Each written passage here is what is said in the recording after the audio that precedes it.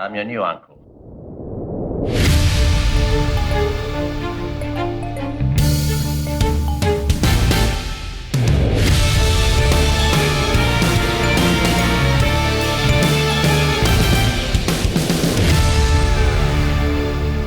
Hello and welcome to another episode of Kill James Bond. I am Alice Caldwell-Kelly. I am joined, as always, by my friends Abigail Thorne and Devon. Hey, how are we doing? I just want to interrupt immediately and say, on the Zencaster just now, Abby was rearranging her camera, and I got a perfect view of what it must be like to be throttled to death by Abigail Thorne. Just like a little treat for the viewers. Lucky you. Some people would pay good money for that. Yeah, absolutely. Oh, I'm sure that's the highest Patreon tier listeners. Yeah, you come to their house and you throttle them to death. Perfect. We're so nearly done with The Man from U.N.C.L.E. This is our last one from the OG Man from U.N.C.L.E. It's sad. I know. I got quite wistful about this. We're watching the made-for-TV movie, and this is incredibly awkwardly titled Return of the Man from U.N.C.L.E., the 15 Years Later Affair. CBS got everybody back apart from Mr. Waverly, because when he said at the end of one of the movies, I guess I'll die soon, he was right, and he died in between this being made and the last one that we saw, the Seven Wonders, whatever it was. 15 years is a long window to die in. Hell, that's 15 years from now, I might be dead. Who knows? I thought you were convinced that you were sort of gonna go out like Hob Gadling and never experience death. It's 50-50. I'm either going to live forever or burn out by age 35. I think when you think about it, dying is 50-50 in that you die or you don't. Those are sort of fairly definite states. KJ. I don't think the lone and level stance will ever stretch away. Oh, this statue going to be there forever, baby. Yeah. It's not just going to be two trunkless legs. This trunk very securely attached to the legs. These legs are like my pride and joy, so fair enough. If maybe the statue of me was just my legs, and then I just stopped there, I was like, I'm done. Ooh, didn't think about that. The statue is just leg day. Yeah, face on the ground, that's right. Just so that people could see what I looked like, and then just look at the legs. Sneer of cold command. Mm-hmm. Yeah, absolutely. My famous sneer of cold command. Yeah, I read it well. and we're such and this movie, private school fucking nerds. I know we are twats. No, I went to public, please. 2/3 of us are such fucking posh culture twats. I mean, I'm marinated in it. That's the thing. We return to it. We are Alcibiades. The Man from U.N.C.L.E. is our Eupolis, and we're the worst. But this movie starts with it's like a sort of. No, don't tell me about it. Tea. Fuck you. I never want to be told about a classical reference during a podcast. This is a problem every time I'm on one with Milo as well, because he keeps making them and I go, I don't get it. And he tries to tell me about them and I'm like, no. We already told you, but you bathed in the waters of Lethe. Someone's going to tell me the Eupolis thing is not a correct pull, and then I'm going to fucking kill myself. Don't worry, Alice. Udeus hec on hamartine. If anyone wants to start a podcast with me, you can feel free to let me know. Yeah, you can start Jock Zone. This movie starts with a 10-minute credit sequence in which we are introduced to every single actor and character in it. And this has a number of great pulls. The first one of which is looking exactly like Keir Starmer, Patrick McNee from the fucking Avengers. Because, as we've said, Leo Carroll died, and this is his replacement. This is your new uncle, Mr. Waverly. Oh, no, not that Avengers, the other one. Oh. Yeah, the other one. Oh. Right. Old-ass Patrick McNee in the Marvel Cinematic Universe. I mean, he'll probably be in it at some point, but yeah. The 60s Avengers, the one with the guy with the umbrella and the sexy woman in the catsuit. Yeah, exactly. We've also got our boy, George Lazenby, as he does JB. Yeah.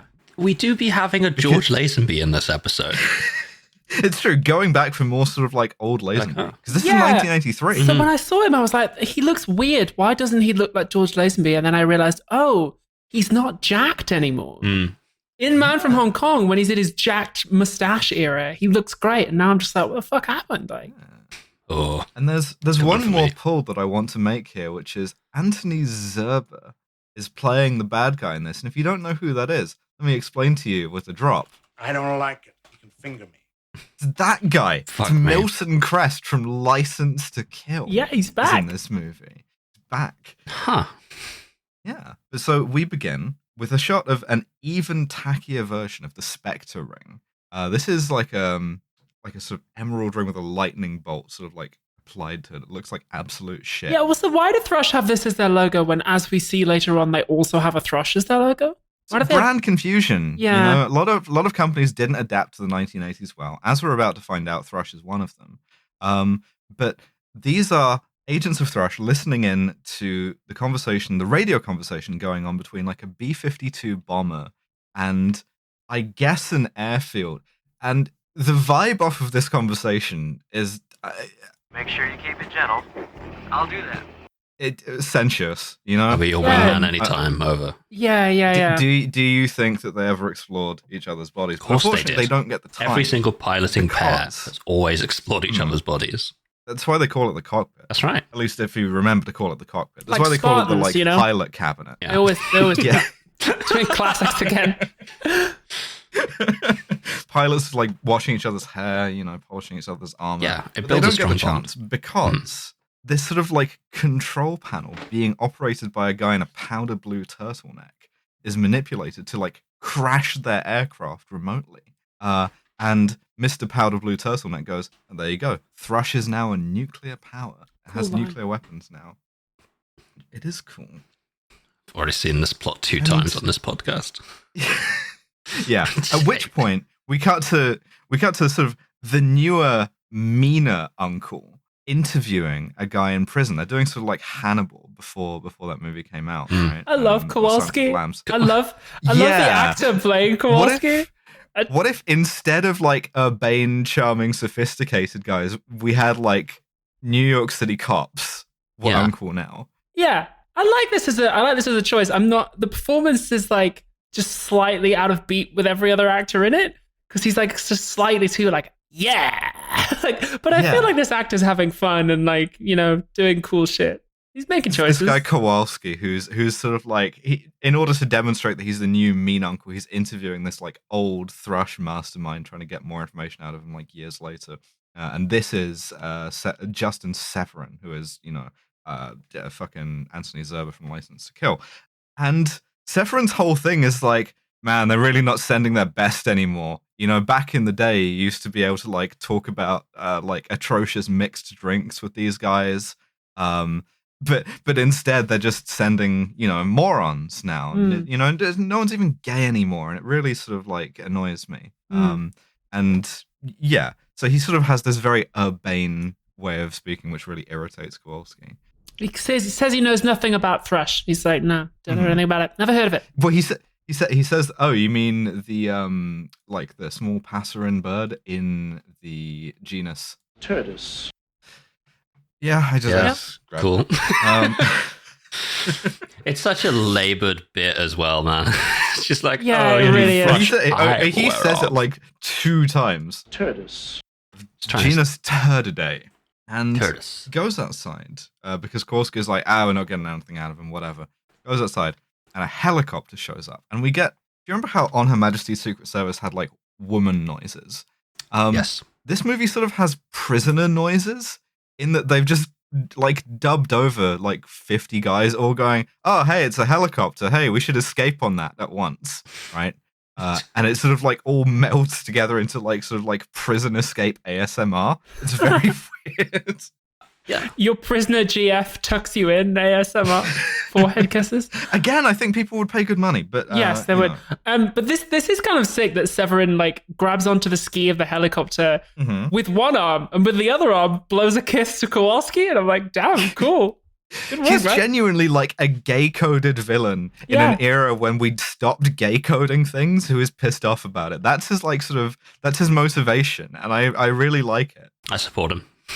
Yeah, you don't get the quality of like agents anymore. You know, you just get this asshole.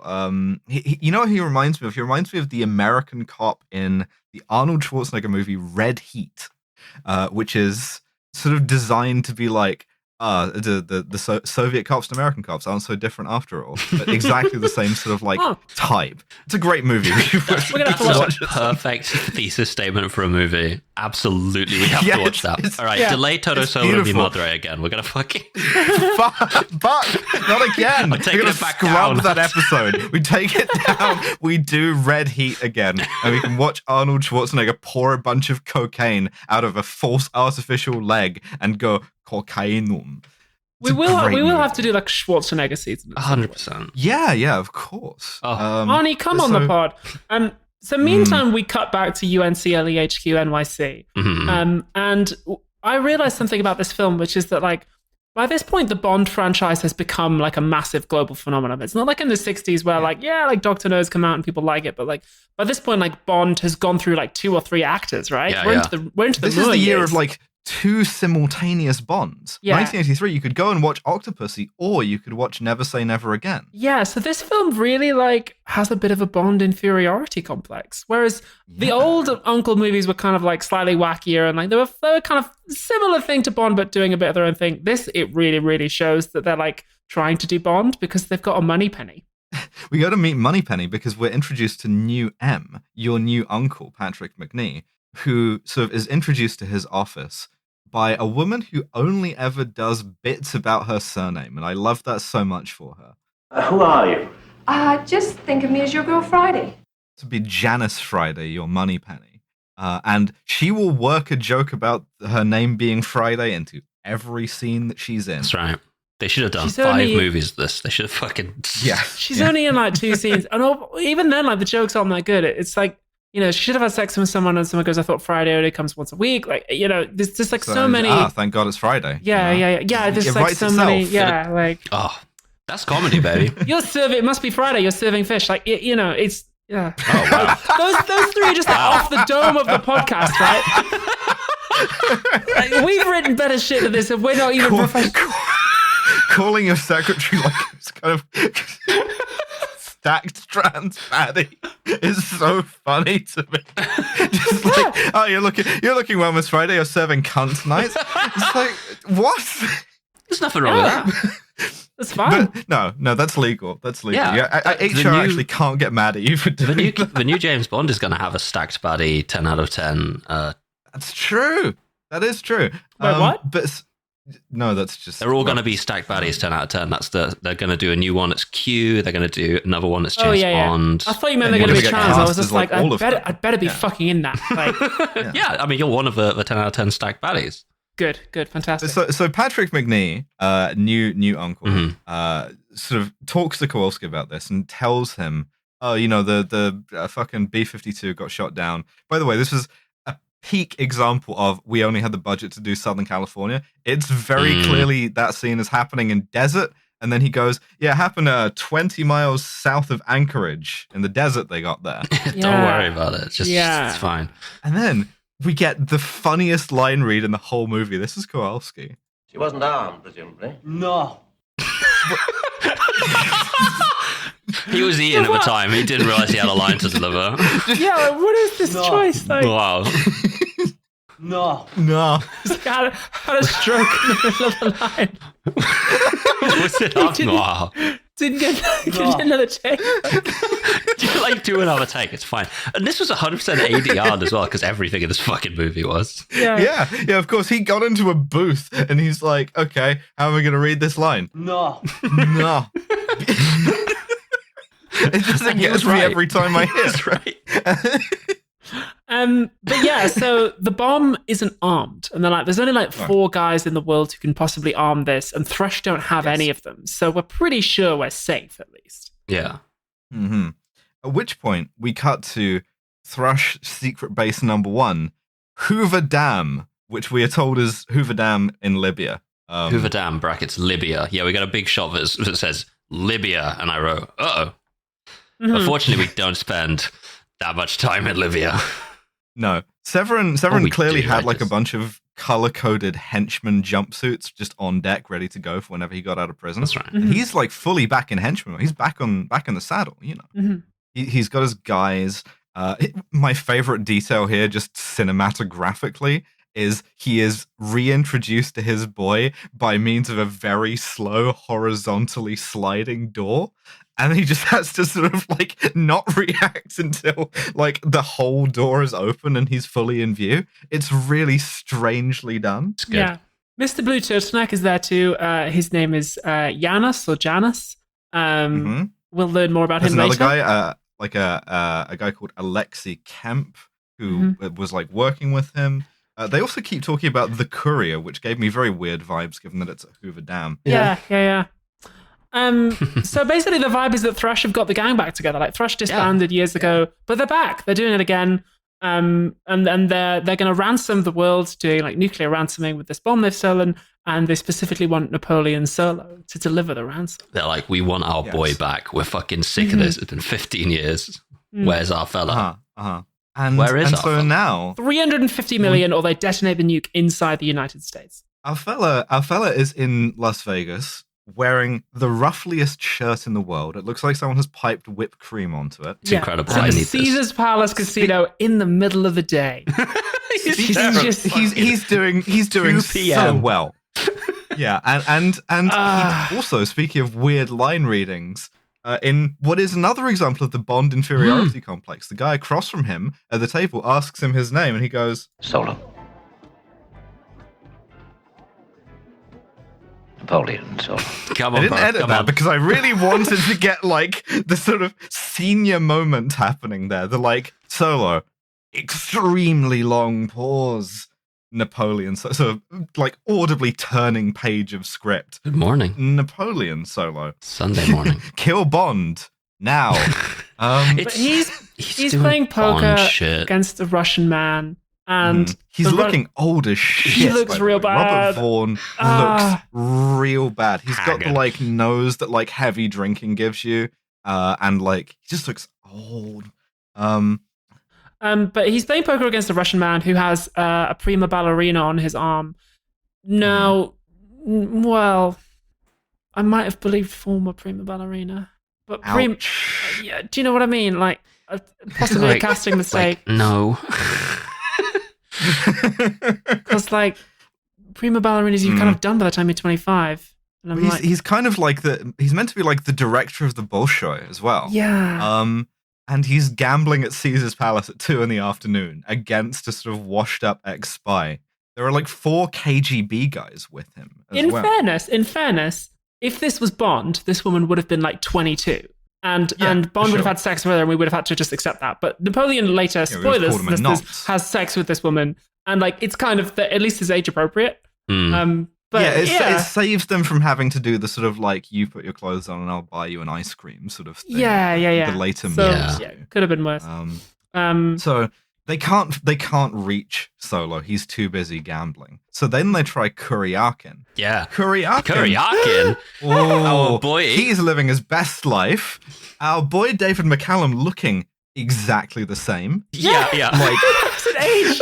Like Robert Ford is haggard and Ilya just looks identical. Like it could have been Ilya a has 10 minutes worn later affair. sun cream. Oh yeah. Yeah. Oh yeah. He has like crow's feet, and that's it. This is what moisturizing every day gets you, right? He is taking retinol. He is focused on his grind. And He's he serving works. cunt. He works professionally. making dresses for transgender women because right. the reverse shot is the most clocked up, stacked, buckle fat removal ass looking woman I've ever seen. She is taller than him by a foot and a Big half. Ben is bonging. Oh, she's so Yeah. much taller than him. Like it's not even funny. And he goes, he's like fitting a dress on her. The phone keeps ringing because it's uncle. He's like, ignore this. No, this needs to be down to like sort of like immediately above pussy level. She says, you are turning this dress into a belt. And he's like, yeah, it's going to be fucking great. She's like, that's actually. right. Is Ilya in this film meant to be gay? Because like It's unclear. Yeah, he has this job, and also it's always like all the women in the film. This happens multiple times. All the women in the film are just like, "Oh yeah, he's really cool. We really love him." There's like a woman later on who's like hitting on him, and he's never at any point does he go, "Damn, yeah, cool, nice." But he's always just like knee deep in the pussy. But like always, he's like wearing his wellies and isn't bothered. he's making dresses for the dolls is the other thing. Like Xenia Onatop shops here. And he's liking it. You know, he's thriving. He's not answering the phone. He's getting a big contract for Halabai. All the kind of TikTok Zoomer trans girls are buying their shit there. He's made like a sweater, but it like stops like at your upper chest, so it's just like your arms and then your tits are out. I mean, yeah, 100%. Yeah. So we go back to Caesar's palace, where this sort of alleged prima ballerina is. She's trying to like. We're all getting them. I'm getting Ilya to do my clothing for the Austin Powers live shows. So, so the Soviet guy that Solo is playing against sort of like browbeats him out of the game, and so I was like, okay, I'll just take my winnings and leave, right? And this prima ballerina goes, "Take me with you," to, like heavily implying to the west because I want to defect, and the like KGB guy like fully like slaps her across the face, which prompts Solo to slap him and steal a line from Elmer Gantry and go like, "Don't you know that hurts?" Right, which is a good line. I liked it better the first time. And then this sort of like enrages Solo to the point that he's like, despite the fact that this is the 80s and he worked for decades with a Soviet agent, he like becomes full sort of like soldier of fortune anti-communist at this point. And he's like, all right, comrade, let's do Zhukovsky casino rules. We put down 5 cards. 1 million, draw a card. Fuck! Yeah, exactly. That's literally the game he sets up is, right, you put down 4 cards, you give us like 1 card each face up. It's like 100% just like draw a card, see what's better. Yeah. And as in every movie about gambling, it's the 2 highest amounts of cards you can possibly get. Yeah. It's like royal flush versus straight hand or some shit. Mm-hmm. It's like, yeah. But before the cards are drawn, he gets, well, in reality, he gets the idea. Be like, high card 5? And they're like, all right, well done. Yeah. You take the 2 million. Like a pair of 3s. So Patrick McNee gets the idea, hey, why don't we use, and I really like this idea, why don't we use Channel D? And like Friday goes, oh, you mean that piece of shit that nobody's used for like 15 years? Mm-hmm. Yeah, we've been on Channel E for ages. Yeah, exactly. We're up to like Channel F by now. Nobody's been opening Channel D for a while, but he tries Channel D. And we see that Solo keeps his little Channel D communicator pen on him. And it like goes off in his pocket while he's waiting for the thing. He's like, that's the battery in my pacemaker because I'm old. Yeah. It's good. Quite sweet. I think this is a really good little thing, actually. I quite like it. They call him up and he's like, I've just kept it with me because it's been a while since my pen's spoken to me. It's like lucky, you know? Yeah. It's quite sweet. And he's also like, I'm in trouble, boys. What I've done is I've bet like $500,000 on a coin flip. Can you please help? And Patrick McNee has to be like, yeah, okay, we'll settle your fucking gambling debts if you come to New York. He's like legitimately a terrible gambler. Why would you do this to yourself? But so he draws the cards. He goes back, they draw the cards, and he wins. Of course he does. Yeah, of course. At which point, this prima ballerina is like, okay, great, take me with you. And he goes, okay, figure out a way to do that real quickly. Oh, you mean now? Oh. You didn't want me to do sort of like a later thing. This is a right now thing? Okay. Flips the fucking table at this guy. It is remarkably funny throughout this movie how out of shape Robert Vaughn is and how many stunts they make him do himself. It's almost like elder abuse, yeah. It's like... yeah. He does him, though. He does him. Oh, yeah, he has to do a thing where he like elbows a guy in the chest and then like moves his wrist up to punch him in the face, like something you would see in like The Raid, maybe. He's trying to do like he's trying to do like combo moves on these guys. Exactly, and he does not get a combo out of this. It's like he knocks a guy over and punches him in the face 15 long times. No, it just doesn't work. It doesn't happen. Still better than Roger Moore. Oh yeah, I want to see it. I do sort of want to see a deep fake of Robert Vaughn's face on the like hallway fight scene from The Raid. I think that would be funny. Yeah, he was doing that kind of shit in his heyday. He was. Yeah, that's true. So he and this ballerina escape. They get in the car, and the Russians try and shoot at them, like on the strip in Vegas. And this precipitates the slowest car chase in the world. Unbelievable. They are going I love 30 this, miles man. an hour. They are obeying all posted traffic laws. It's like down sort of back streets in Vegas. And one thing I do like, though, is this ballerina, Andrea, her name is Andrea Markovic. She calls Solo out on like stealing all of his like suavest lines. She's like, "Oh, I recognize that from a movie," which I quite like because he's been dining out on that shit for like 15 years at this point. But so they have a car chase. It's remarkably slow. But then our boy George Lazenby, clearly in need of money to be in this movie. Really sad to see. Genuinely just like moment. Why is James Bond driving around Las Vegas in white tie in the middle of the day? A real like, You you ever had think gambling debts, about- man, didn't you? Yeah. You ever think about that Gina Carano tweet that starts, "I didn't fumble the bag," right, in quotes? All the time. That's sort of... Yeah, George Lazenby enters this movie like, "I didn't fumble the bag, I just got very interested in the man from U.N.C.L.E. suddenly." Yeah, well, exactly. And he's driving the Aston Martin DB5 with the gadgets. It's got the license plate JB. That's We're right. not allowed to say the name or Again, use the theme song, can't but say it's it. meant to be him. You get Oh, like you a get the fake like a sort theme of song, yeah. non-copyright Bond theme. Which is I didn't pull it, but it's like sort of, oh my god, it's terrible. But Like so he slight key intercedes change, with yeah. some gadgets. He sprays Missiles, oil slick. water Yeah. at a car that Again, makes it like James Bond cyberphobic. inferiority complex, because like Lazenby is literally introduced like recognizing Solo and being like, "Oh, I've got to help out my boy" or some shit. And it's like, yeah.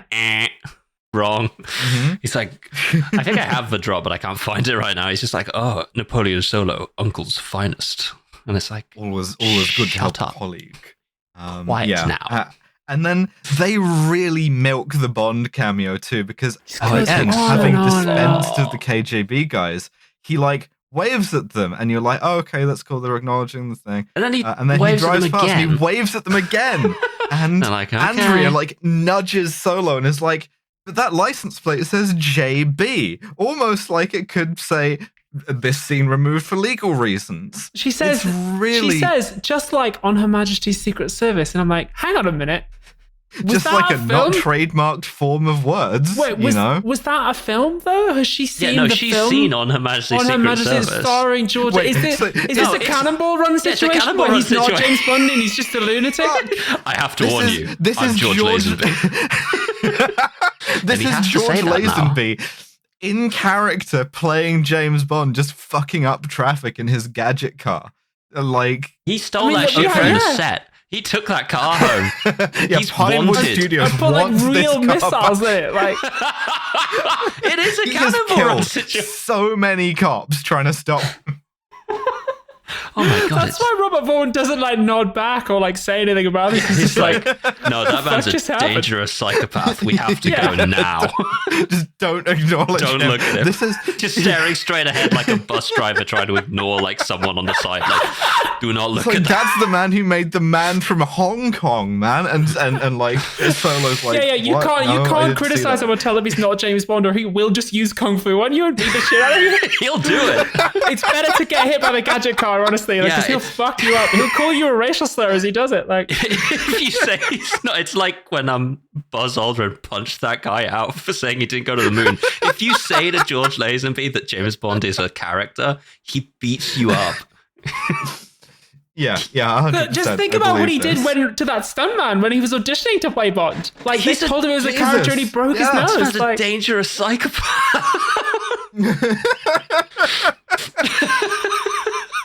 So they, with the help He from never drops dangerous character. psychopath. That's why he had to do Universal Soldier. He was trying to like recoup his image to be peace loving, but it just doesn't take. No, it doesn't work. I didn't fumble the bag. That's fine. Genuinely, he had a quote when Universal Soldier came out that's like, "I'm bored of playing Bond. Peace is the message now," and that's the most "I didn't fumble the bag" thing I've ever read, George Lazenby after including the getting Gina off Carano stage at tweet. the Sydney Opera House. All right, I didn't fumble the bag. So they go to New York, and Solo like puts this woman up in his like penthouse suite that he just has, and he goes, yeah, and he goes, I gotta go see my uncle, and she's like, yeah, okay, and then after he leaves, we get the next level, the best, picks up the phone. He's on his way right now. We've ever seen. Yeah, really good. She's betraying him. She betrays him to Thrush. Oh, I fucking love this scene. This scene. We've watched how many of these fucking movies? This one's really good. We've watched 5,000? like 8,000? yeah, This is so 5,000 good. hours of this. Yeah. We have seen how Solo goes to work. He goes to like Dolores first of all, tailor shop. 10 a.m. drunk. Yeah. He goes to the fucking tailor. He goes in through the back and he tries to do it, but it's different It's just a tailor. normal tailor. Normal tailor. And the tailor's like, fuck you doing? Like, nobody, Yeah. your uncle He's doesn't like, live here. This is just a shop. He's like, I don't "Press the button, I wanna do go business through." in the And he's back like, of my shop. what? And then Solo says, Well, I do all my business in the back. Do you know what I mean? which after they've Oh yeah? Oh yeah, brother? This guy's so New York as well. He's there like, you're crazy. There's nothing back there. It's so yeah, good. but then after he kicks him out of the shop, on the way out, the guy says, Listen, if you ever get lonely and you want to tap the walls looking for your uncle, come on by. I also pulled that. Yeah, I think he's making What? fun of him. Like, 'cause it kind of works. no, Because I think this is before Grindr existed. This was just how you had to be gay in like New York in the 80s. I do all my you know? business in the back, you And know? I'm pretty sure people have managed to find ways to be gay in New York in the 80s. that No, weren't it this. had to be through tailor shops. Yeah, it you was. know? Yeah, no, we didn't have an app for it, so it's impossible. Okay. I'm sort of like doing a moon landing thing where I'm like, all queer history is faked. It's like On a soundstage by Stanley Kubrick. Yeah. Stanley Kubrick invented gay sex on a soundstage in California, Yeah. and like in real life, Wow. everyone was meeting up in tailor shops. They should to, have like, given him the knock fucking walls. Nobel Prize for that. This guy invented gay sex. That shit rocks. Nice work, man. Yeah, we owe him a debt of gratitude. I always felt there was a less talented imitator of Stanley Kubrick sometimes. Anyway, so he leaves and a cab pulls up and it's like, oh, you're probably looking for Uncle. That's at this other location now instead. And he just drives there. Yeah. He meets Friday. He gets his old security Dorito, which is quite cute. He does. Mhm. They've changed the design of the security Doritos I now. know. They They're have. like black. The They give thing him his doesn't old even look one, like though. a Dorito anymore. Which is nice. Yeah, that's nice. The way this scene is blocked out is really funny. He goes into like Keir Starmer's office, and they're standing really close to each other, and for a long time they're just sort of completely wordless. It's slightly too small an office to have this kind of scene in it. It's just so. It's like sort of curiously intimate. And Friday does some more like name-based bits. She's like, oh, well, the only man who ever had all his work done for him by Friday was like Robinson Crusoe, because that's my name. And someone my else name is is like, Friday. what? Yeah. What do you mean by that? Yeah. Explain your oblique Robinson Crusoe reference to me right now. Now, You're not allowed to do sadly, that in I have Uncle. They've to got a make clause against having to explain jokes. I have a very sad announcement here. This is sort of an in memoriam here. Uh-oh. Our beloved one of our favorite features of the Uncle franchise. I sort of mentioned this earlier, is no longer with us, and I'm speaking here, of course, about our dear friend Loud Projector, because they've invented Quiet Projector. Oh, no. What's the fucking point? They just start up the projector and it doesn't even like sound like a laptop when you're playing like a game with like too many graphics on it. It just sounds normal. Sucks. But Keir Starmer goes, okay, here's the deal. They've stolen this bomb. The guy they were going to get to arm it has died. The other guy they were going to get to arm it, oh, we've got him. The other guy, we've got him too. That leaves one guy. Introducing, and he hits the slide button, the most busted twink in the world. Oh, come on.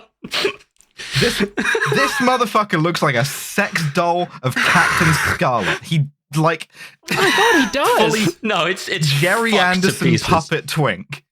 This is Simon Williams as Nigel Pennington Smythe. He's like meant to be an English actor. For the RSC, no less. Yeah. As we and see, like, he's in wears a Othello. little, He's like- playing Iago. Yeah, wears a little like neckerchief as you know, to show you that he's meant to be sexy, young. Yeah, but he just not isn't. achieve either of those. Because again, he looks like he was walked here on strings off of the set of Thunderbirds. Like, yeah, he's got that like Thunderbird shaped head. Mhm. Not to do like puppet phrenology, but yeah. Looking at Thunderbirds, this one's got a fucking Slavic brain. doing that. It kind of looks like Mick Lynch. Doing measure head shit on a Thunderbirds. Your haplogroup we're gonna have to do on. some. Very funny. We're gonna have to do some Jerry Anderson stuff at some point. We really Who's are. really But pulling so- your strings? So yeah, this guy Nigel Pennington Smythe, he's an actor, but his father designed the nuclear bomb, and Nigel has a photographic memory and helped his father with the blueprints. So he might actually know in the back of his brain how to activate the bomb, and Thrush may be after him. Yeah. So at this point, Solo goes, "I can't do this alone. I need my boy. I need Where's Ilya my fucking Kuryakin." boy at? Well, you can't Where's have my him. He fucking resigned boy? because of backstory. Because of backstory. Oh, no. So where's he working now? He runs that dress shop for transsexuals. Yeah, so when I say backstory, it's because they don't really specify what it is at this stage. They're like, so Ilya resigned from Uncle, and Solo's like, that doesn't sound like him. And they go, there was some question of like a betrayal or a mission that went wrong. A girl died.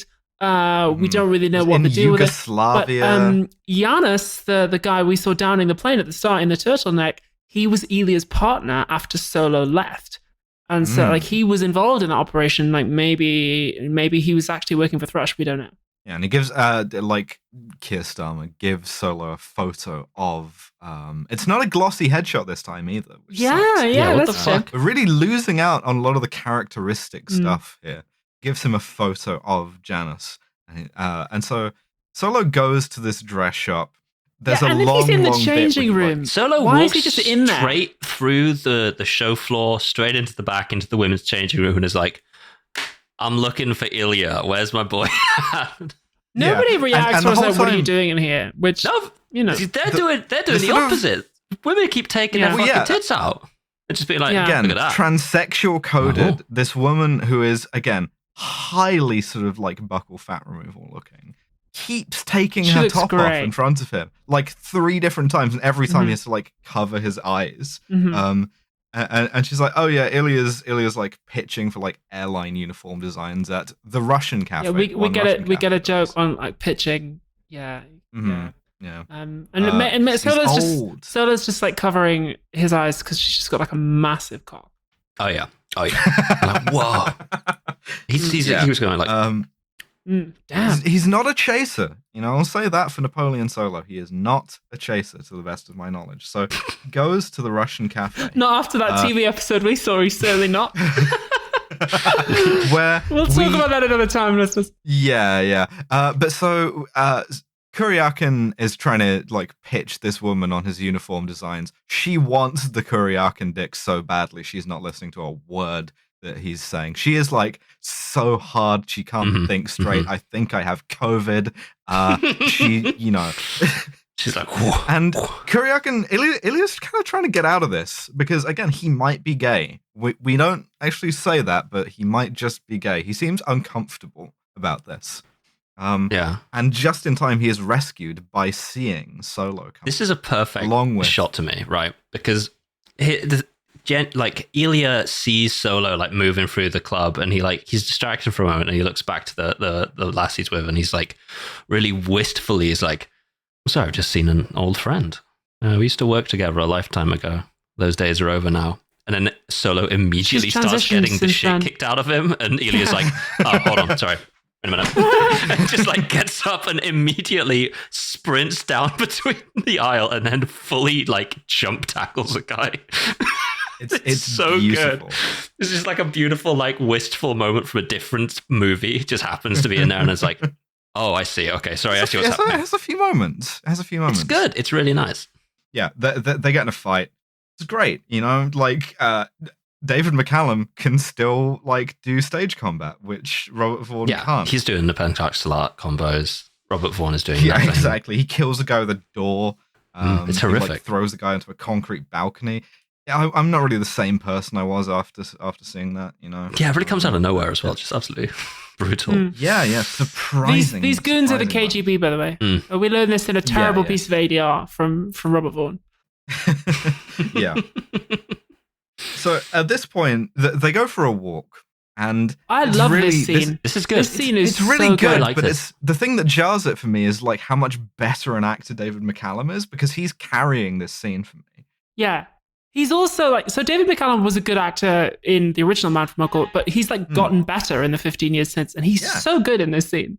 Yeah, he's like, that's maybe because they do finally give him something to do. Like, I don't want to do it.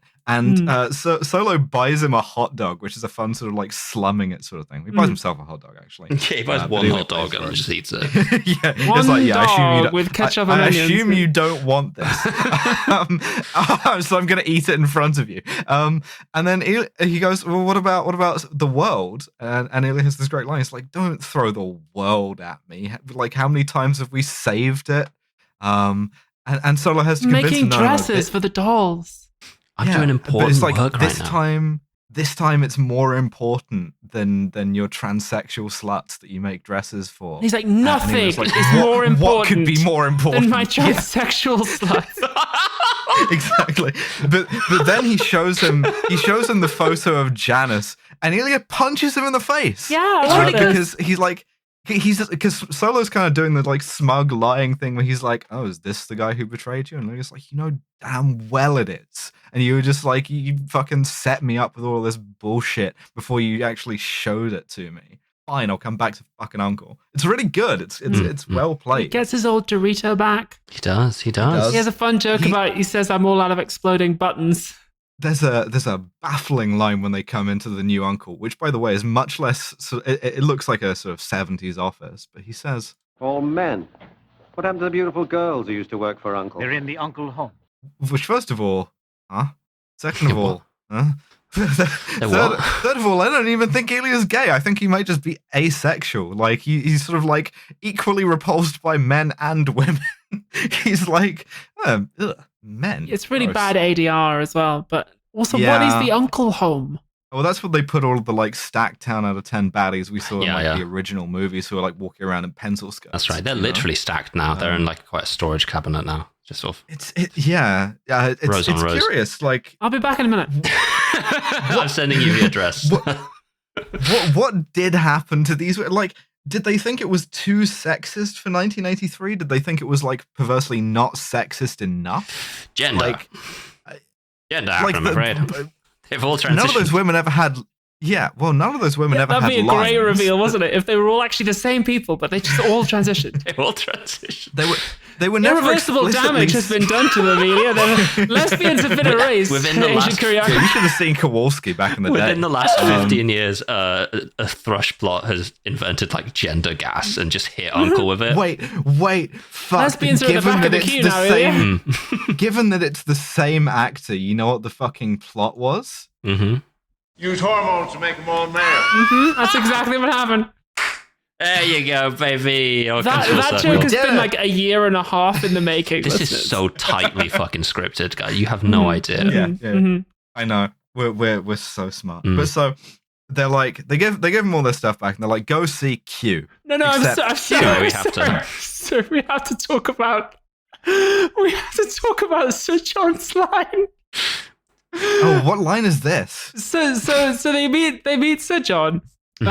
First of all, there's a very hilarious bit where Ilya tries to shake hands with Sir John, but the actor playing Sir John turns around at just the wrong time, and so Ilya has to like slowly or like go back and watch this scene, listeners, and you'll see David McCallum like slowly cover for this mistake. But then Sir John has a line where the sentiment he's trying to express is that he's going to offer them some helpers to assist them in this mission. But what he actually says is, we'll give you some aids to see you through this affair. Ooh, I feel like completely. I feel like in 1983, somebody should have caught that. In 1983? Oh my god. Look at you. Okay. No. Well, so they give them some aids. And then they hire a gay person. Yeah. Well, so then they're like, okay, go and see Q. because we have a Bond inferiority complex. But we can't call her Q. Oh, well, yeah, lads, listen, Z. lads, it's like Q, but better, because she's a fucking broad. She's a hot broad. She's a fucking broad. She's stacked. She's a stacked 10 out of 10. Buys her dresses from Ilya. She's just... That would have been a really good This reveal. is my new favorite way of saying that anyone is transsexual now, is that they buy their dresses at Vanya's. It would have been such a good... Oh, they should have done that. They should have done that joke, and she's just like, Mr. Kuryakin? It's like, oh. Yeah. Yeah, don't worry. I'll have that fixed for you. It might take an extra couple of weeks. She's wearing a like belted jumpsuit and like has a shitload of guns. And so to this woman... Fucking philosophy tube ass fit. I always wear my sort of like jumpsuit unzipped to about sort of navel level, you know? Yeah, I did in that video where I did the mechanic. Yeah, thing, he did. It was good. It was good fit. But so she like gives them the fucking like rundown all their shit. It's my like the usual exploding bracelet, exploding bracelet, don't get the exploding watch. bracelet wet or it explodes. So never wash your hands. Don't let water don't get have on a your shower. hands. Yeah. Oh, okay. A belt buckle that's a welding torch, an exploding shoe. They just give her like 40 exploding things, and here's my favorite little thing in the fucking movie is that Z is explaining these in that sort of like the jovial Q manner, and then Solo tries to riff, and she just stops dead and like stares him down for a few seconds. And it's like she hates him. Oh, 007. But then the other thing is, we get a line that, frankly, the Bond writers sexy voice, kicking themselves. Thank you. Must be kicking themselves for missing. But she says it because she's horny for Ilya, and she does the like 80s movie thing. She takes off her glasses and she's actually sexy under there. Where he goes, I'll try to bring them back in one piece. Just try to bring yourself back in one pice. I can see the I love Vaseline the being sexy applied to a woman lens voice. in real time. yeah, but try and bring yourself back in one piece is kind of the thing that like all of the Q bullshit in the Bond movies has been building to suggest an unusually dangerous mission. Yeah, but for a long time they just couldn't do it because they wouldn't let Desmond Llewellyn flirt with Roger Moore. They wouldn't let him do it. It's fucked up.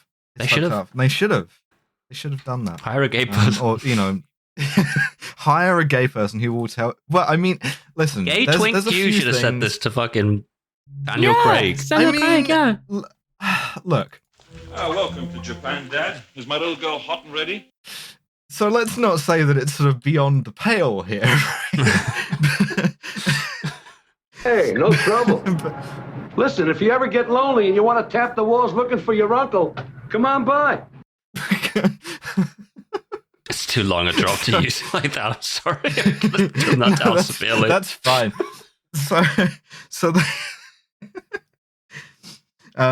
So they fucking, what do they fucking do? Pennington Smythe doesn't want a security detail from Uncle. Robert Vaughn goes to see him and he's like, no, fuck off. Yeah. Meanwhile, Ilya is breaking into, what the fuck is that guy called again? The thrush dude? Right. Lexi Kemp. Yeah, breaking into his hotel room. I love this scene. I think it's a good scene. Hitman shit by Ilya. They do some really weird shit with Kemp all the fucking time because he's just like a normal guy, right? But like every line about him is just like this fat fucking pig. And you're like, huh? Yeah, it's weird casting. He's just like normal looking. Tall. Like, yeah, he's just a dude. Yeah, he's just a normal man. It's very wild. strange. But so Ilya lets himself in to bug the telephone, and then when caught, do a bunch of sort of like accent bits where he pretends to be the telephone engineer. And he gets caught and held at gunpoint, and he has to rely on Solo. He like makes them call Solo, who immediately understands the like vibe, and also decides to do a silly accent. I do like this reveal because they hold Ilya at gunpoint, and then he's like, "I'm from the phone repair company." And they're like, "Oh yeah, what's your boss's name? What number is it?" And he gives them the number. It's like, "Ooh, is it fake?" And it goes straight through to Solo, and Solo's like, "Yeah, it's totally fine. Like, yes, this is his name." Solo's like, I have to answer this talking like Hunter S. Thompson for some reason. but it's really good. Just on it immediately. Yeah. But so Solo fumbles the bag. Once again, he's there with Kowalski. They like have to try and convince Pennington Smythe that he's in danger. And he doesn't want a bodyguard, but he agrees to let them like hang around. Goes outside, immediately kidnapped. Like just bundled into a car. And shipped off. It's interesting. This is like I think the first time I can remember that we've seen Uncle fail. Yeah. That we've seen Maybe. Thrush like just beat them straight up. Mm-hmm. But we figure out as Solo recovers that this is only possible because they've been betrayed, right? And who could possibly be betraying them? It's Ilya who figures this out. Yeah. It's your prima ballerina. Yeah, because she was in the flat when he got the communication saying that Pennington Smythe was going to be in such and such a location. Yeah. So Ilya taps the phone, so he knows where they're going with Pennington Smythe. First of all, Solo has to go back to his penthouse suite and do the sort of least intimidating interrogation ever, because Robert Vaughan sort of like raising his voice just isn't that scary. Well, it's pretty scary relative to what Napoleon Solo normally does. So he shouts at her, he pushes her over gently into a chair. He doesn't hit her, which Connery would have done. That's true. And she reveals that, Thrush have my father, and I have to do what they say. At this point, Mongo's here. We've got a Mongo, everybody. The lowest effort Mongo. Yeah, they should have committed to the Mongo. You gotta commit to the Mongo. Do you remember the fucking gym guy? The personal trainer guy? Yeah. The 3 identical twins? There's Ingo. so much... What happened to him? There are so many more things you can do in this space, but this is just a big dude, right? And the big dude, like karate chops. Tesco's own brand Mongo. It's bollocks, mate. His name is Guido as well, which is very strange. Yeah. Just this massive great guy with a mustache called Guido. And with a mustache, I mean like a normal type mustache, not even like a fun one. Yeah. And so Solo has to sort of like activate. I'm in the process of dealing with these Guido motherfuckers. Like getting hit. I'm just minding the drops You're today. fucking Dawn. This is why you get the medium bucks, baby. This is the stuff. He deals with him by getting karate chopped in the back of the head and getting knocked unconscious. Yeah, again, Solo eats shit. Eats shit and fails. Yeah. Eat shit. Ilya shows up in his pilot disguise, and his pilot disguise is a chauffeur cap, a flight jacket, and this accent. I'll fly you where you want to go. I don't ask questions, nor do I answer. You talk a bit like David Beckham, He's doing to be honest. Different voice. They'll never tell. Yeah, David McCallum came back to this film and he said, my condition is I'm going to get to do some fucking acting in this. David McCallum should have been cast in The Saint. I'll say that for him. Oh my God, that would have been so good. Perhaps I'll take you to my home. So I'll take you to my home in Africa. In Africa. Perhaps I'll take you to my home in Romford. Perhaps I'll take you to my home in Africa. And Janice is there and allegedly doesn't recognize him. But there's a moment of like, oh, does he or does he not? Like, yeah. His accent's so convincing. And he's got his cap pulled like low over his eyes or some shit and the fakest mustache in the world. He does the great thing of like about to be recognized, turns around really quickly and like sort of like covers his face in a sort of like convincing way. Really difficult to do that like subtly. It's tough. Yeah.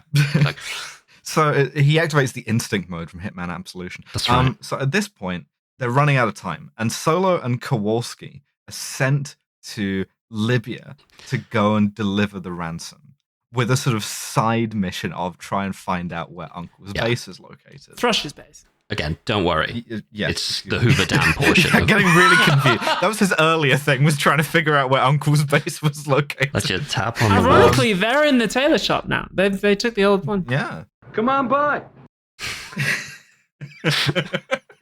that guy, the horniest dude. So it's Ilya and Smythe are in the Southern California part of Libya. Again at Hoover Dam, brackets Libya. No, they're in Chicago. That's where they fly to.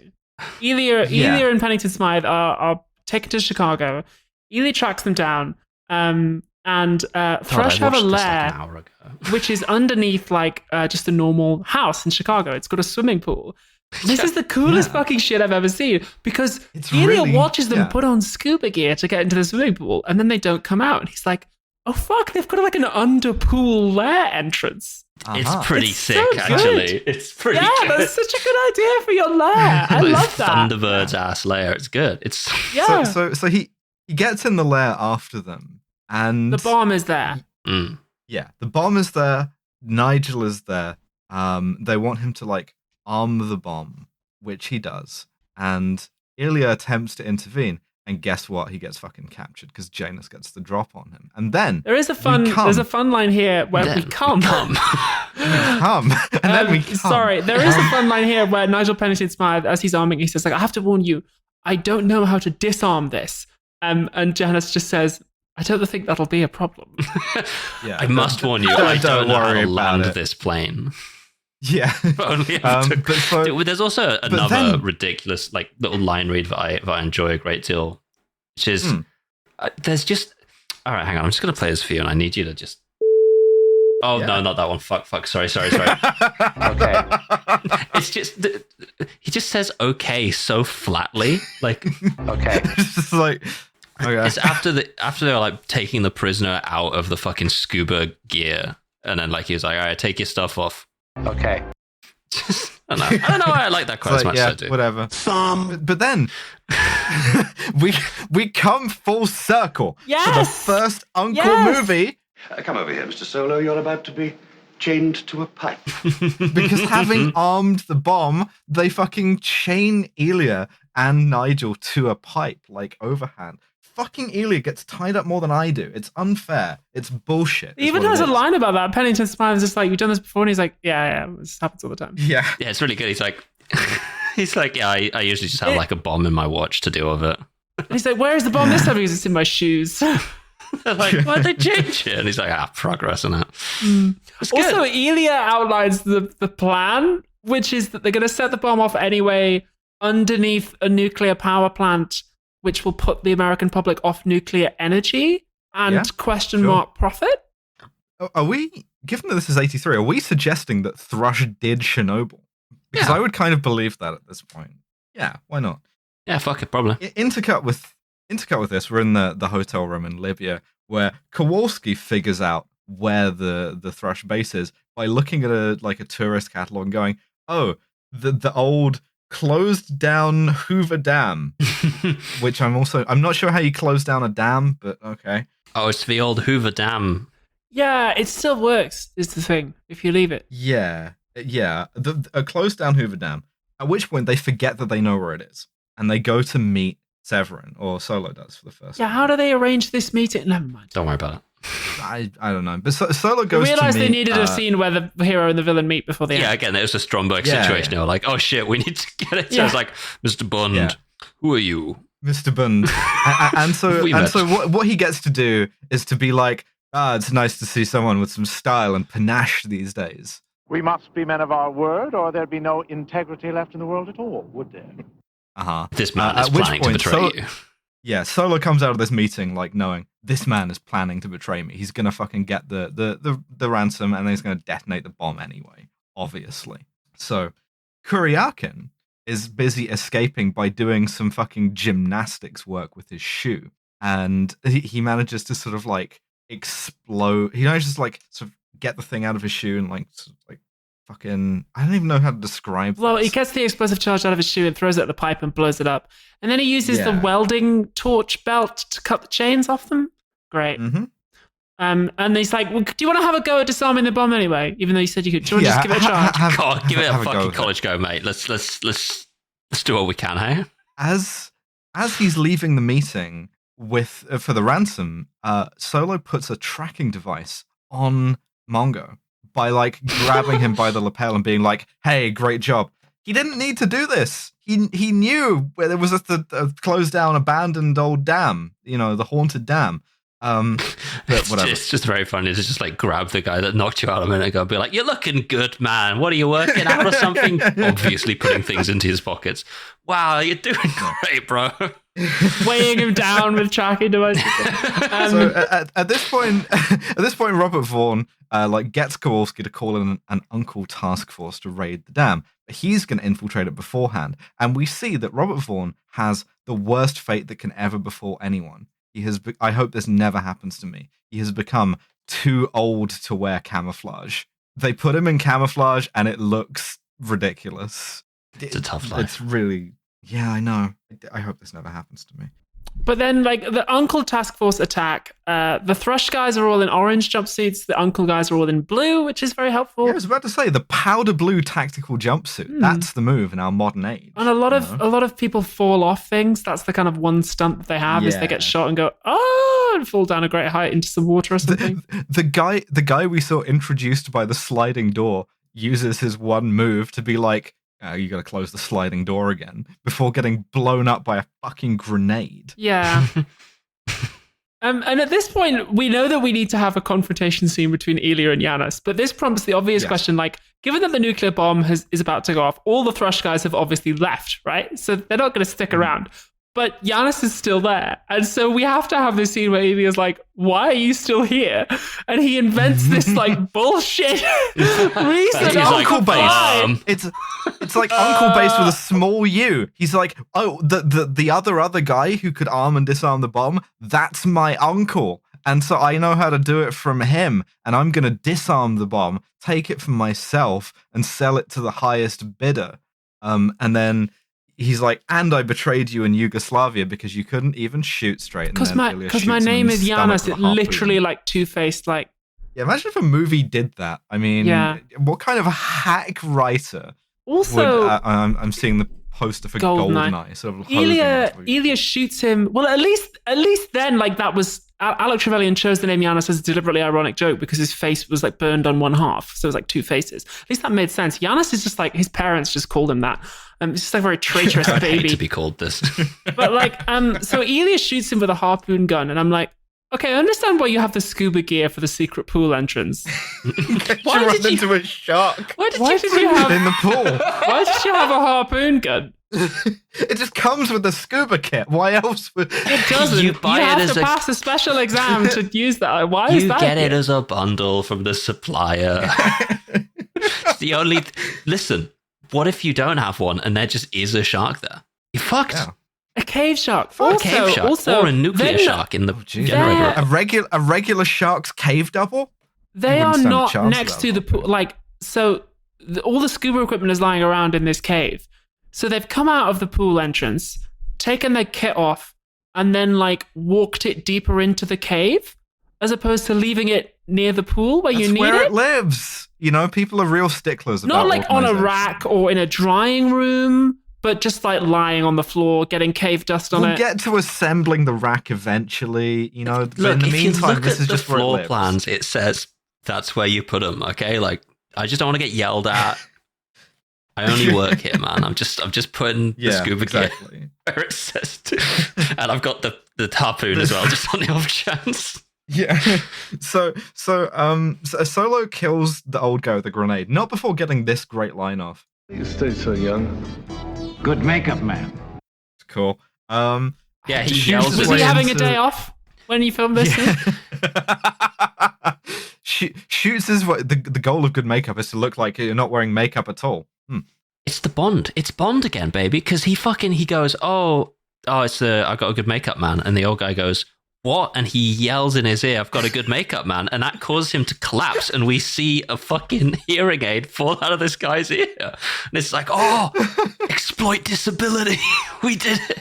Fuck, the classic James Bond maneuver. He did also Bond, very Bond in that, like, desiring to both exploit physical disability and get the line off to a guy who, like, it will be the last thing he ever hears. It's this shit is like joke. Very funny. Oh, yeah. God, imagine. It's like your shit joke. Imagine you're bleeding out and then the person who killed you delivers some, like, awful one-liner. You'd be like, oh, for fuck's sake. You're not going to At this point, he runs into... That's true. He runs into Mongo. I don't know if that's true. He runs into Mongo. No, if you get killed by a guy who delivers a one-liner, you go straight to hell. Like, that's what I mean. I don't mean just, I'm not making a value judgment on my two friends on the call right now. I mean, if you get owned that hard, you just skip by purgatory. So at this point, he meets Mongo, and, you know, he does what Blofeld would do to James Bond if James Bond had Asperger's. He throws him into a conversation pit. Listen, I was really proud of that one. I know it's a weak joke, but, like, if you die right after hearing that, you go to hell is the other thing. Conversation pit? Oh, no. To a conversation pit. And they have a fight. Solo gets his ass beat, but then he like hits the guy with like a bottle or something, and the guy, no, it's the fucking exploding bracelet. He uses the exploding bracelet, and the guy perfectly ragdolls. It's beautiful. Yeah. It looks like he just turned the fuking like collision off or whatever. The exploding bracelet, which explodes when it gets wet, and I'm like, you gave this to the most pussy getting agent you've ever had? Up to the wrist? What? I don't know. But I mean, I guess, but I mean, I think the more salient feature is might he have was like doing in a fallen sort down of dam. his hand a little bit. Like, well, yes. Also, he's in a dam. Yes, true.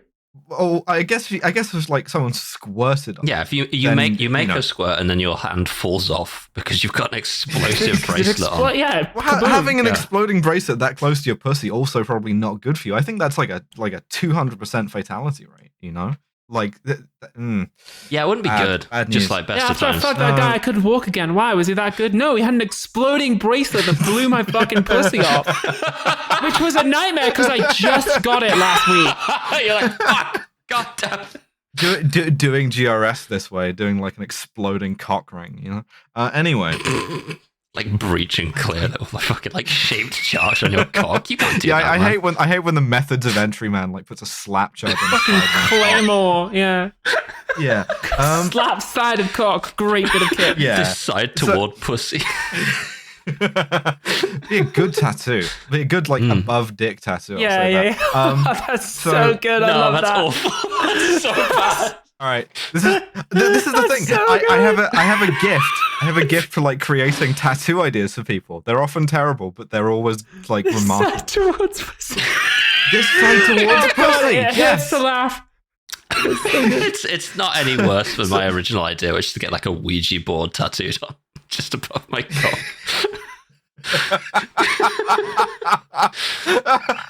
I really thought that was such a fucking funny and good idea, but I'm really glad I didn't go for that. Well, to be fair, I think I'd still have excused it by now. Yeah, for sure. So at this point, Solo runs in to go and confront Severin. Severin like is hovering his hand over the two buttons like the meme, but the two buttons are destroy the bomb immediately, like detonate it immediately, or cancel bomb. Solo comes in and he's like, hey, and Severin just fucking shoots him, which is exactly what you want. Yeah, on the way, Solo rescues the ballerina as well. Yeah, whatever.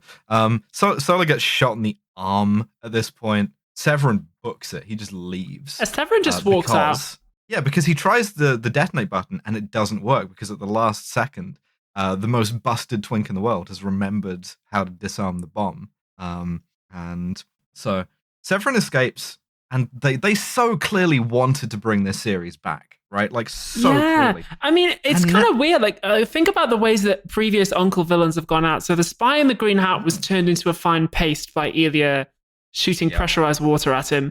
Mr. Alexander died in an unrelated explosion, having fallen out of a window. Fucking who the fuck else? Oh, Herbert Lom got turned into gold. Yeah, the last guy got killed in an airstrike.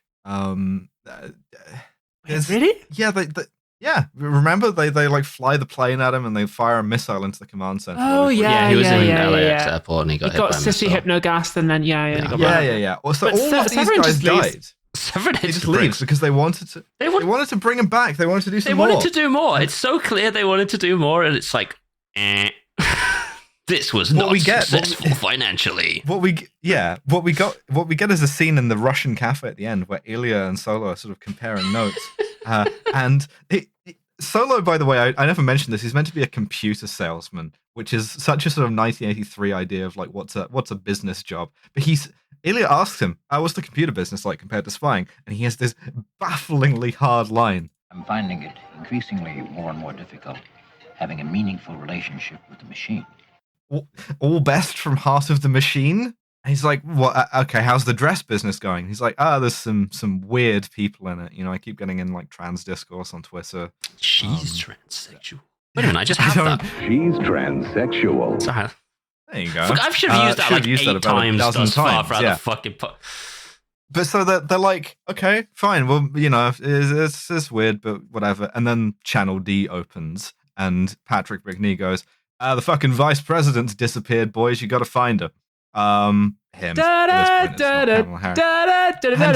the weirdest look, the weirdest possible look Robert Vaughn gives. This is going to be the episode. He looks at Ilya and he gives him this perfect shrug of like, I guess we're back, you know, and that which is perfect. Yeah, perfect microcosm. That's the last shot they made of the Man from U.N.C.L.E., like until the reboot, and it makes me quite sad because like I've gotten attached to these two by now. Okay, it was pretty bad in a lot of ways, but like I think they should just keep making every show forever, and you can watch it if you want. Or at least they should have like ended universal jobs.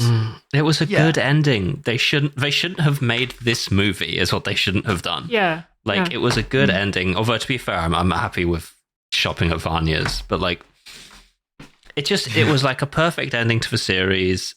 And they tried to start it again, and it just fell completely flat. And there's nothing more sad than watching a movie that has like a clear sequel hook that just never got fucking touched. Yeah. Like the movie The Man from U.N.C.L.E., which we're going to watch next time. Aww. And I have a theory about that too.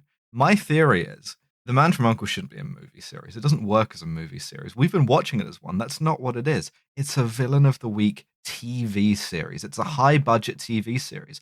And if anyone ever wants to bring it back, and they should, because it's a good conceit, all you really need for it is, well, a shitload of money and sets and special effects. But all you really need is like two like talented actors who are good at playing off each other, and you build the whole show around that. It writes itself.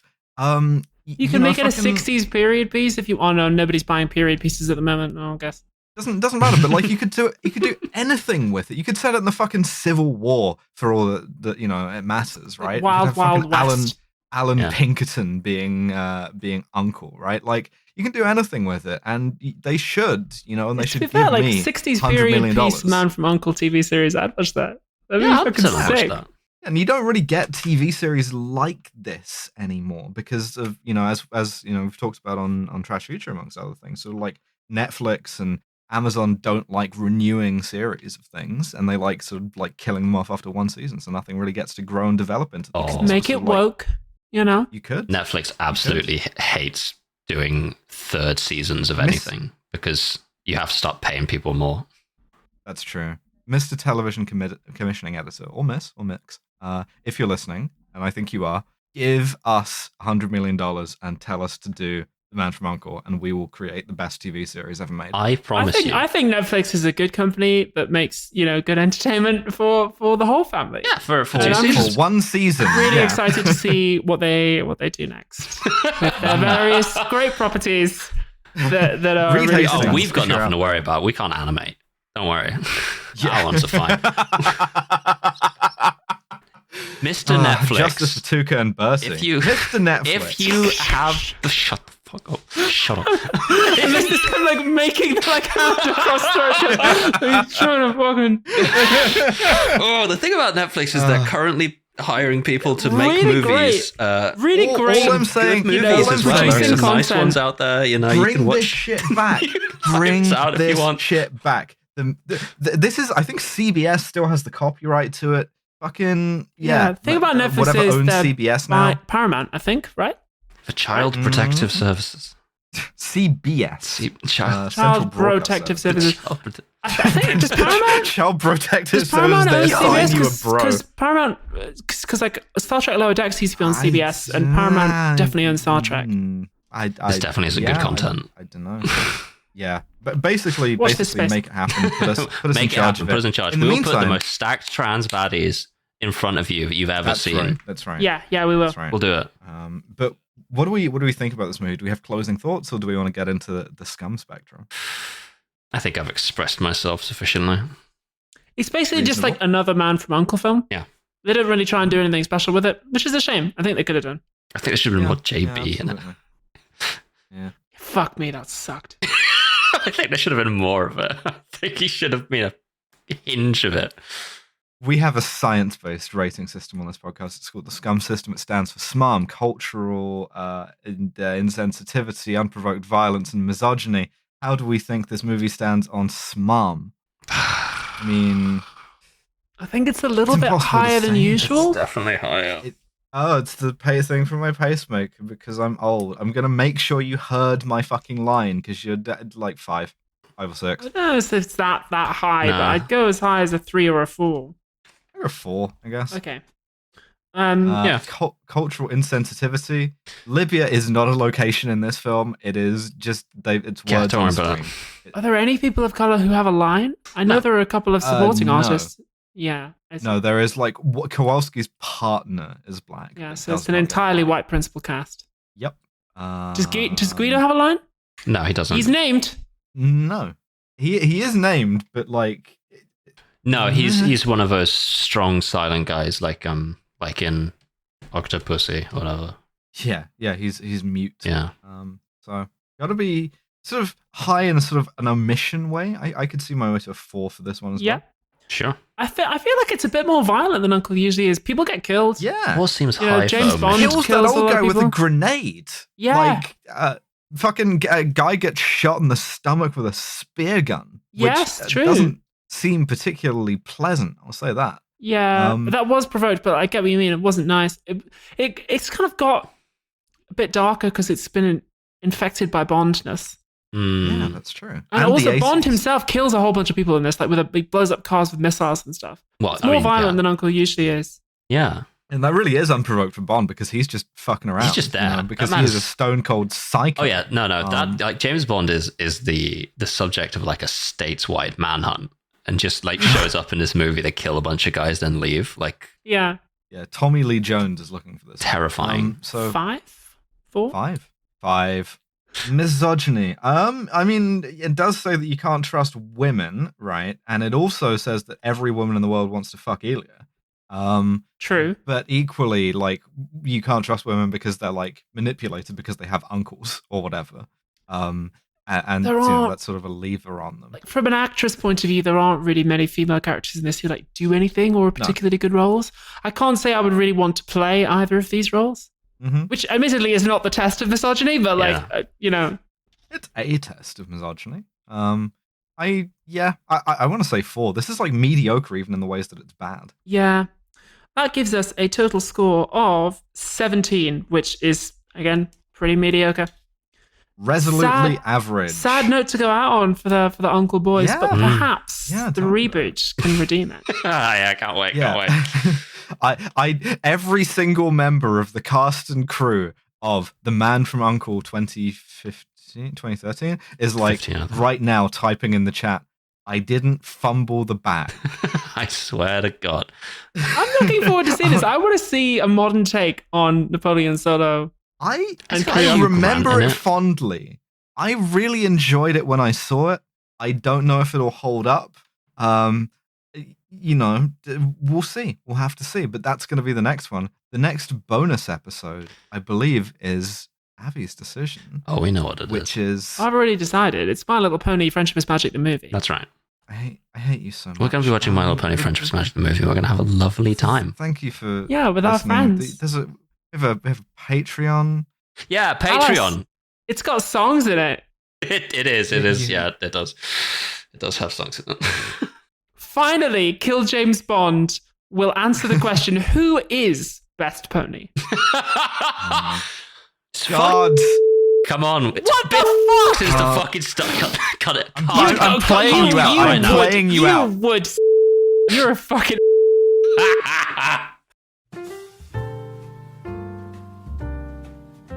Thank you for listening to yet another episode of Kill James Bond. In 2 weeks' time, on the free feed, Kill James Bond will return with The Man from U.N.C.L.E. brackets 2015, the attempted reboot of the Man from U.N.C.L.E. series. But if that is simply too long for you to wait, then next week on the Patreon, we are going to be talking about My Little Pony Friendship is Magic, the movie, and myself and Abby are going to be going hard on this shit, and Alice is going to be good-naturedly confused throughout the entire thing. I think it's going to be quite fun. I don't know if we have a guest or not. I don't think so. Speaking, of course, of our wonderful patrons, it would be remiss of me to not thank our £15 and above patrons, and those are Candy Fox, Freya Aloysius, Gustavo Lira, Jack Holmes, Mike Berg, Hannah Oberhart, Nick Boris, Kentucky Fried Commie, George Rohak, Yaris, Nato Mori, Cohen Enright, Devon's Secret Nemesis, Drone Lover, Labor Delenda Est, Girl Named Cat, Ozymandias, Library Hitman, Beef Crime, Max Gamenhard, Callan Burney, Jack Drummond, Jonathan Gerdes, Hell, Jay Martindale, Lysamish, Harrison Fuller, Tarp O, Mothman, Trip, Big Titty Goth Girl, Kit Devine, Isopod Gal, Clara, Alex, Violet Cybra, Katie Brobst, It's Andrew 95, Men's Room Louie, Liz and Ash in Florida, Jack Coates, Wolf Scott, Ronan, Connor's Cool Big Sister, Annie Ruby, Saphira Lucifer, Zoe Shepherd. Army Hammer presents Cannibal Corpse, 1 week early, don't change your name. Elizabeth Cox, Josie, Finn Ross, Roll History Pod, Quinn Valeri, Loz Pycock, Alfredo, Artemis Potter and Elizabeth Ball, Al Irving, Turfs Eat Shit and Die Alone, Wolfie, Millie, Robert Greensmith, Josh Simmons, and Lauren Bastin. Thank you for your support. Kill James Bond is Alice, Abigail, and Devon. Our producer is the wonderful Nate Bethea. Our podcast art is by Maddie Lubchansky, and our website is by Tom Allen. And tickets may still be available to our live show, and that is going to be in London in the Strepham Space Project from April 13th every evening through to April 15th. We're going to be watching the Austin Powers movies. And you can find those tickets at killjamesbond.com/live for the link.